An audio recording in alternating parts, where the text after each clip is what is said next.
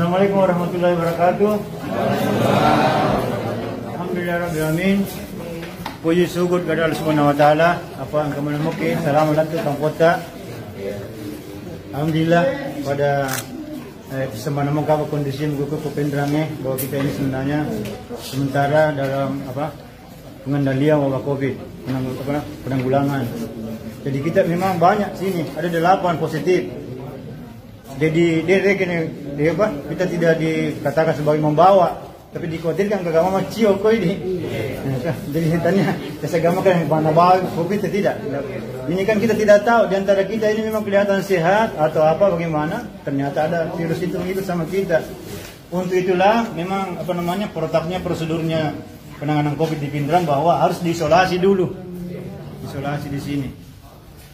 Dan pada kesempatan ini bersama saya, saya hormati Pak Dandim, Pak Ibu Kepala Dinas Kesehatan, dan ada Kasatpol PP yang paling gagah di sini.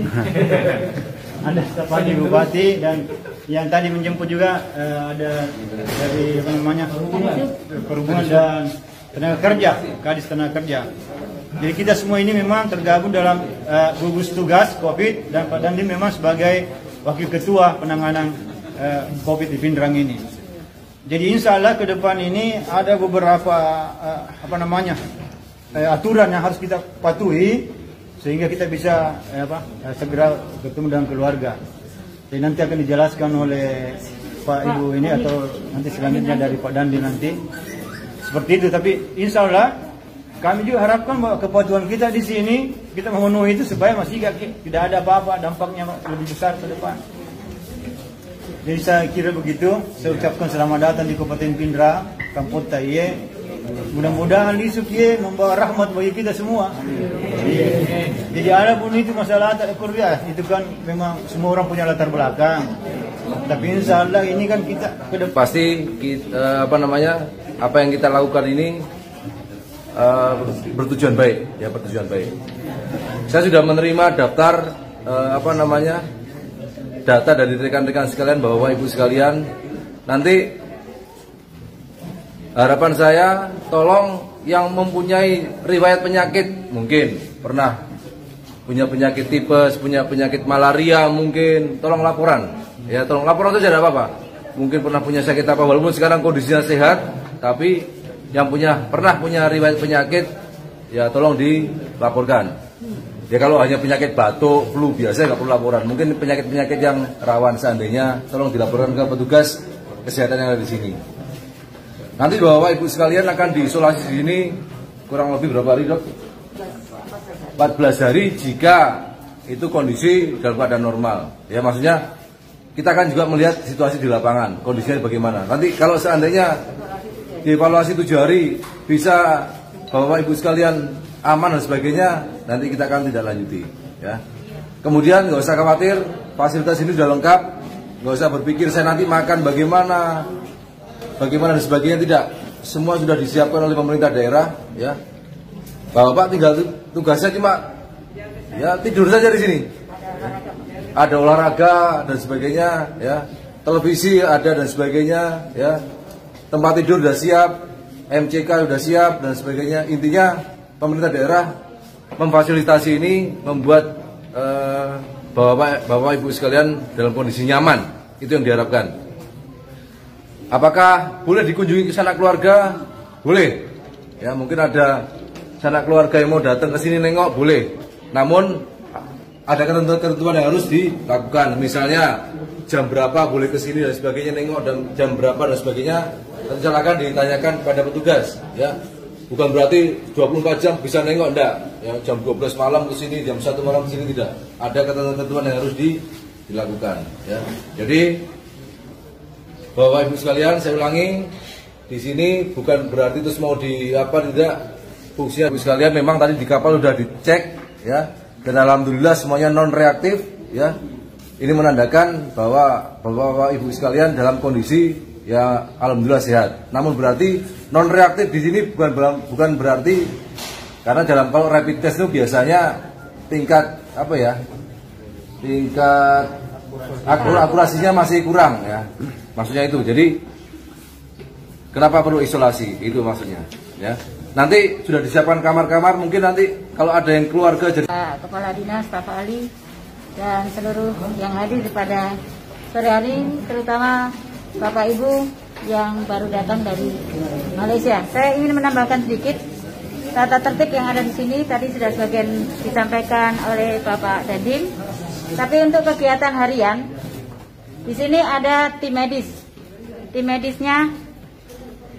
medis dari Dinas Kesehatan.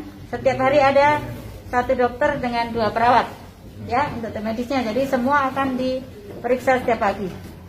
Kemudian ada keluhan tadi yang disampaikan Pak Dandim, karena kita tidak tahu kalau tidak disampaikan. Dari sini mohon kejujuran dari Bapak Ibu, kalau ada penyakit yang sudah ada sejak dulu, disampaikan sama dokter atau perawat yang jaga. Kemudian yang berikutnya, setiap hari kita akan adakan senam. Bagi yang kalau ada usia lanjut seperti ibu, boleh tidak ikut, karena tiap hari pagi senamnya juga tidak senam yang susah-susah, senam pagi jam 7, ya. Kemudian dilanjutkan berjemur. Itu semua protokol kesehatan untuk COVID, ya. Jadi tolong diikuti. Kemudian untuk berikutnya, kamar masing-masing tolong dibersihkan sendiri. Ada petugas di sini hanya untuk menyemprot dan sebagainya, itu ada setiap hari. Kemudian kamar mandi ada di atas khusus untuk peserta, di bawah juga ada. Kamar yang dipakai ada di atas dan ada di bawah. Nanti kamar-kamar sudah ada namanya, tetapi kalau ada yang satu keluarga, karena kita tidak tahu yang satu keluarga yang mana, tolong diinformasikan supaya bisa ditukar tempat untuk istirahatnya. Kemudian untuk penjagaan di sini dari keamanan ada semua, jadi polisi, dari TNI, dari Satpol PP, ada semua dari Dinas Sosial. Jadi semua berjaga 24 jam seperti yang disampaikan Pak Dandim. Untuk di sini tetap seperti biasa di rumah, 3 kali makan, pagi, siang, sore. Tidak ada bilang menu ini itu, ya. Yang ada itu yang disajikan, karena nasi box yang dibagikan. 2 kali makan. Kemudian untuk tadi yang disampaikan Pak Dandim, untuk keluarga yang datang boleh datang pagi jam 9 sampai jam 12, ya. 9-12, kemudian nanti setelahnya jam 2 sampai jam 5 sore. Malam tidak diperkenankan datang, karena kita tahu agak susah lewat sini, agak jauh dari tetangga dan sebagainya. Jadi tolong kalau ada keluarga tidak boleh naik di atas di kamar, hanya disiapkan di teras. semua barang bawaan keluarga perlu saya sampaikan ada dicek di penjagaan. Kita tidak ingin ada sesuatu terjadi di tempat ini, jadi semua yang dibawa oleh keluarga diperiksa dulu di tempat penjagaan, ya. Kemudian tamunya ke bawah di sini. Semua tiap hari harus pakai masker, ya. Kalau ada yang tidak punya masker kain, ada. Nah, besok kita siapkan masker kain. Masker kain itu bisa dicuci, ya. Kalau masker kain tidak dibuang. Kalau yang seperti ibu pakai harus dibuang, jangan dipakai tiap hari, tidak ganti-ganti. Jadi ada masker kain besok saya bagikan, tetapi silakan cuci ganti-ganti ya, tidak boleh dipakai terus-menerus. Sekarang itu saja. Kalau ada yang ingin ditanyakan, boleh ditanyakan. Ada tempat mencuci sendiri ya, silakan mencuci sendiri. Ada ember, ada sabun, kita semua sudah siapkan. Seperti Pak Dandim sampaikan tadi, kalau ada kebutuhan yang seperti misalnya kalau perempuan ada penyakit bulanan, tolong sampaikan supaya kita siapkan juga ya. Kalau sabun dan sebagainya sudah disiapkan.